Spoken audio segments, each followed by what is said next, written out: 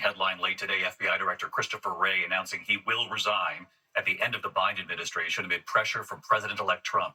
Wray was actually appointed by Trump, and what he said today. Here's Mary Bruce. Tonight, under pressure from President-elect Donald Trump, FBI Director Christopher Wray announcing he will resign in January, more than 2 years before his term was set to end. I've decided the right thing for the Bureau is for me to serve until the end of the current administration in January and then step down. This is the best way to avoid dragging the Bureau deeper into the fray. Trump himself appointed Wray in 2017, saying he would be a fierce guardian of the law and a model of integrity. But Trump soured on his pick after the FBI launched investigations into his efforts to overturn the 2020 election and alleged mishandling of classified information, agents discovering documents at his Florida home, in a storage room, in the ballroom, even a bathroom. Just days ago, saying this. Well, I can't say I'm thrilled with him. He invaded my home. Trump had already announced plans to replace Wray with his loyal defender, Kash Patel. So for Wray, the writing was on the wall. Today, saying his decision wasn't easy, but it was right. My focus is, and always has been, on us and on doing what's right for the FBI. Our adherence to our core values, our dedication to independence and objectivity, and our defense of the rule of law. Those fundamental aspects of who we are must never change. Trump bluntly declaring the resignation of Christopher Wray is a great day for America. Patel, who's been meeting with senators on the Hill, once wrote the FBI has become so thoroughly compromised it will remain a threat to the people unless drastic measures are taken. Mr. Patel, Christopher Wray just announced he's resigning. What's your reaction? We look forward to a very smooth transition, and I'll be ready to go on day. Are you going to be seeking retribution against Donald Trump's political opponents, sir?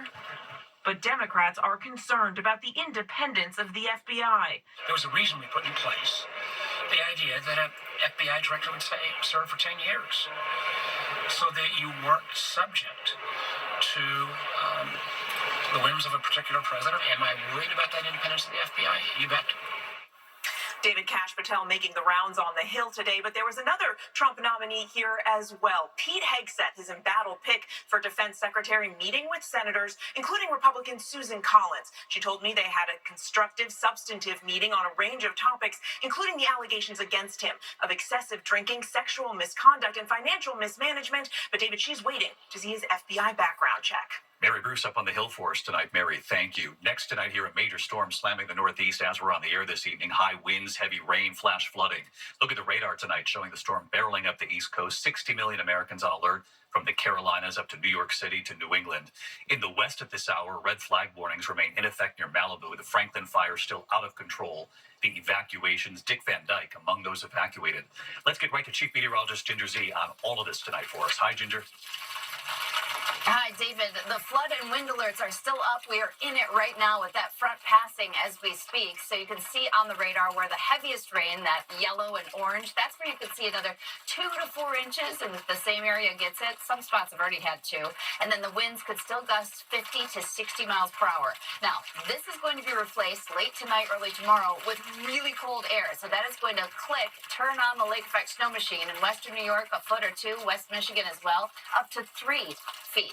Close to that Tug Hill Plateau. And finally, it's the wind chill. Sub-zero from Chicago to the north and even Tampa. In a cold weather advisory, there feels like just above freezing, David. We can hear it hitting your umbrella tonight, Ginger. We'll see you first thing in the morning. Thank you. Tonight, hear the high-profile arrests of 3 brothers, including 2 who were top real estate brokers from New York City to Miami, arrested on federal sex trafficking charges, what authorities allege they did over many years. Here's Victor Akendo. Tonight, prominent luxury realtors Oren Tal and their brother Alon Alexander arrested on federal sex trafficking charges, allegedly spanning more than a decade. The Alexander brothers worked together and with others to repeatedly and violently drug, sexually assault, and rape dozens of female victims. According to the indictment, the brothers arranged the sexual assaults in advance, at times using dating apps or social media to promise luxury experiences, international travel, and accommodations to lure and entice women to locations. Accusers telling police the Alexanders allegedly held them down, and ignored screams and explicit requests to stop. They were arrested early this morning. Our Miami affiliate WPLG capturing two of the brothers being booked. The Alexanders began their careers at Douglas Elliman, focusing on real estate in New York and Miami. David, the brothers live on Miami Beach. Their first appearance set for Thursday. David? Victor Akendo live in Florida. Victor, thank you. There are serious questions tonight amid a growing number of drone sightings in the Northeast after weeks of mysterious drones, many coming in off the ocean. Federal authorities with no answers as to who's behind this. And tonight, authorities reacting after at least one lawmaker claimed it's Iran. Here's Ariel Reshef.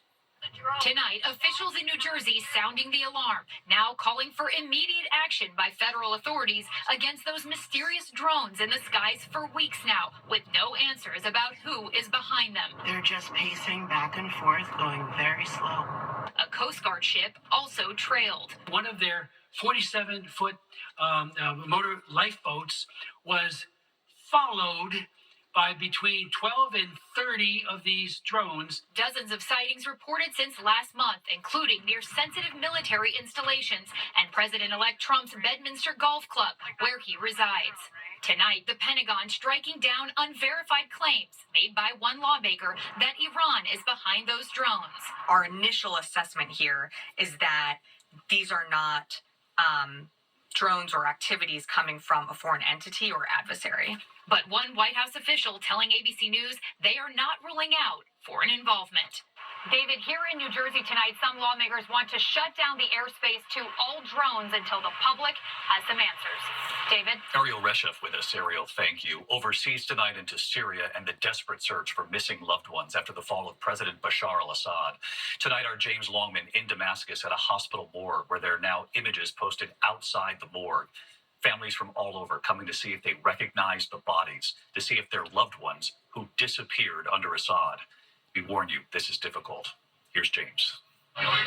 There's a desperate search across Syria tonight for the missing fathers, mothers, sons, daughters who simply vanished under Assad's brutal regime.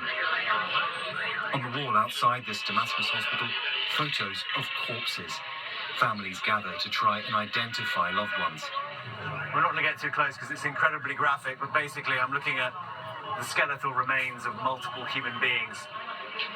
In the morgue, finding the truth brings no comfort. Standing in a room full of dead bodies.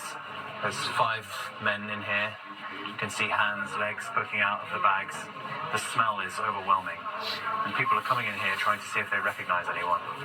And this gentleman has found his son. This does. Mr. James, I'm so sorry. This man's son is Mohammed. He's 20 years old, and he missed out on the revolution by 2 months. He was killed 2 months ago, and he's come to claim him.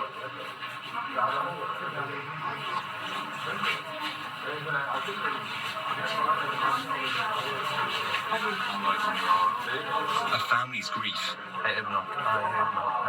Overwhelming. He has hope his surviving son will see a better Syria. I asked him if he has hope in the future of Syria. He said, of course. And he's just hugged his son. And David, tonight the rebels are vowing to track down those responsible for these crimes and hold them to account. David? James Longman, our chief international correspondent. James, thank you. When we come back here, we remember a beloved entertainer, popular on Johnny Carson to Merv Griffin. Viewers loved him and his psychic abilities. And our Made in America Christmas is back. Tonight, the 2 young firefighters, 2 brothers, and their American invention. You'll see it right here in a moment. Don't go away. To the Index, we learned today that George Kresge Jr. has died, better known to generations as the Amazing Kreskin. The Mentalist, a longtime talk show favorite from Johnny Carson to Merv Griffin to Michael Douglas. He amazed audiences with his mind-blowing abilities, predicting events, guessing their personal details, famously asking crowds to hide his paycheck only for him to then find it. The Amazing Kreskin was 89. When we come back here tonight, our Made in America Christmas is back. 2 young firefighters, 2 brothers and their invention. And we want your ideas, too. Finally tonight here, our great Made in America Christmas is back. Tonight, 2 firefighters, 2 brothers fighting fires and fighting to create American jobs. Tonight, our great Made in America Christmas is back. Our special series, 13 years and running now, celebrating small town triumphs made in America. Tonight, the story of two young firefighters from New Jersey, brothers, who we found not in the firehouse, but in the factory. It turns out they spend just as much time here. We went to find them in Passaic, New Jersey, on this unassuming street, no big sign, a lot of heart inside. Plant entrance, here we go. There to find those two brothers, a family tradition of firefighters, and a new tradition just beyond that American flag. Good to see you. Jordan, good to meet you. Tyler, good to see you. A little Made in America Christmas. 100%. Jordan and Tyler Lang are both working firefighters. How many hours a week are you doing that? So it's 48 hours a week. Wow. So it's a 24-hour shift. And then how much time are you spending here?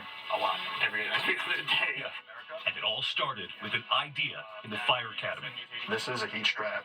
Their invention, a fire-resistant strap that firefighters attach to their gloves to keep from losing them in a fire. Jordan noticed how often they would drop their gloves when firefighters are trying to mask up. No longer. When you get to the front door to mask up, you can take off your glove, do whatever you have to do, take your glove back on and put it on. And now firefighters across the country sending them images wearing those heat straps. This is Dad right here. Yep. Their late father, also a firefighter, encouraged them to pursue their Made in America idea. Their grandfather, a firefighter too. Well, we are third-generation firemen, the best job in the world. And now those brothers have expanded. Made in America jackets and coats, shirts, all meant to last.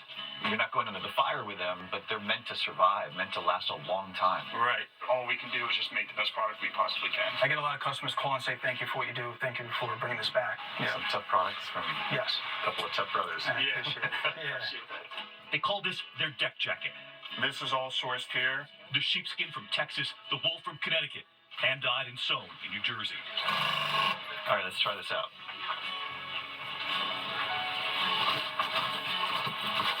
I'm ready for my upstate winter. 100%. Yeah. This is their chief coat. We have a lot of firemen around the country wearing this garment in particular. Our heaviest duty chore coat. This is a 24-ounce wax canvas. The woolen lumber jacket. This is a 36-ounce raw American sourced spun dyed wool. Their aim to make jackets and coats the way they used to be. This says it all, too, right here, right? Yep. We take a lot of pride in, making things here. Like I said, I get phone calls all the time. And one of those calls from the cattle ranchers at the Brooks Family Ranch in Ronan, Montana. Hi, David. Welcome to Montana. Beautiful big sky country and some beautiful Made in America.